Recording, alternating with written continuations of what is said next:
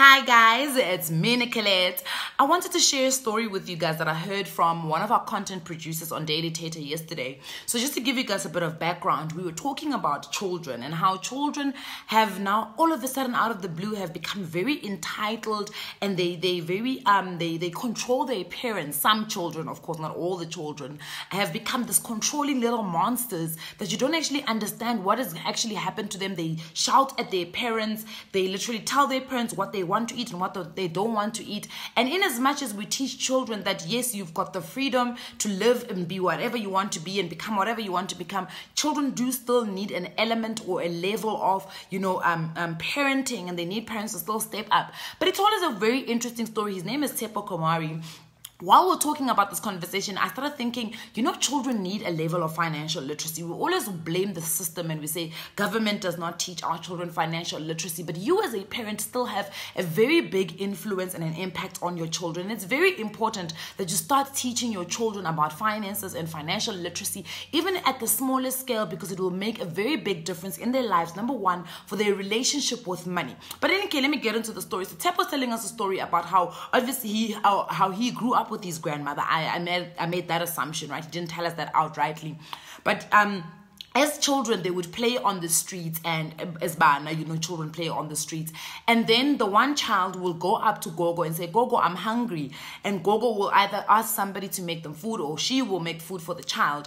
And then right as that request is coming in from the one child, the other child, either a cousin or a sibling, will also come and say, Gogo, I'm also hungry. And what the Gogo's response will be not to give the second child food. And before you attack me for any child abuse and all these kind of stories, the Gogo's reasons for not giving the second child food is purely because the second child is asking for food because the first child has asked for food. So it's for me, the lesson there was the fact that you should not be getting everything that another person is getting. And that's how we live our lives these days, where we see somebody who is supposed to be in the same kind of level as us. Maybe we graduated at the same time with this person, and they've now bought themselves this brand new luxury car, and you just like, so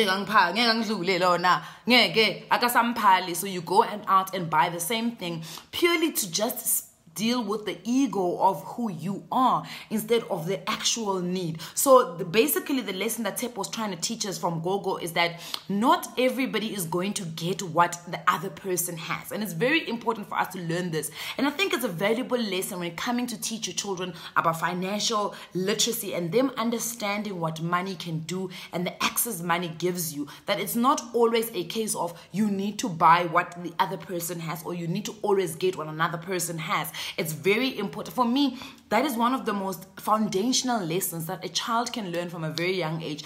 Taking out the money issue, let's take out financial literacy, financial education, just life skills. It's a very, very powerful and important lesson that a child should learn from a very young age. But when we do apply it to financial education and financial literacy, for me, it is very important because what it teaches the child, number one, is planning. Number two is budgeting. Number three is live within your means. If you realize that you are that person that actually cannot get what everyone else is getting, number one, you've already won the battle, because you are clearly being able to match what is in your bank account and what you've got access to and what the other people have, and realizing in the middle that I actually cannot afford this. I actually cannot live the life that Untombi is living. Why? Not because I'm a lesser of a person than Untombi, but because maybe Untombi has done 1, 2, 3, 4. Sometimes we envy people and we don't actually realize the amount of work that these people go into.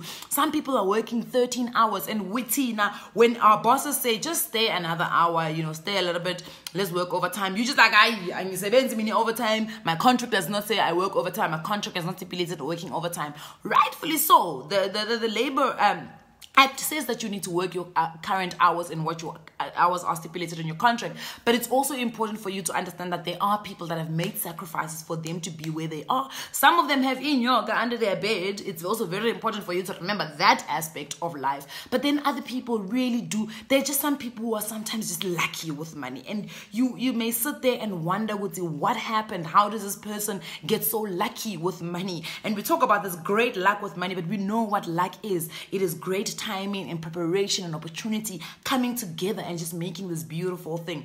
Money management is also important. Sometimes we sit and we ask, hey, but Nicolette is so good with 1, 2, 3, 4. Nicolette is not that great with 1, 2, 3, 4, but what Nicolette is doing is that she is exercising financial concepts, financial theories, and money management theories and money management strategies for her to be able to get where she is. Sometimes we look at Nicolette and say, okay, but she's overspending here, she's overspending there. Yes, because she's also a human being, so she will make those kind of mistakes. So it's very important that we remember, for me, this life lesson that I've just shared, that you don't always have to get what the other person has. Stop trying to impress people that don't really care about you, that don't sleep at night thinking about you, that who are also sitting trying to do their own numbers at their homes every single night, trying to get, just by every single day. So yeah, thank you to Tepo Komari for that lesson. For me, it was so powerful, and I don't know, maybe I'm over exaggerating the lesson, but I think it was really powerful lesson. Mwah.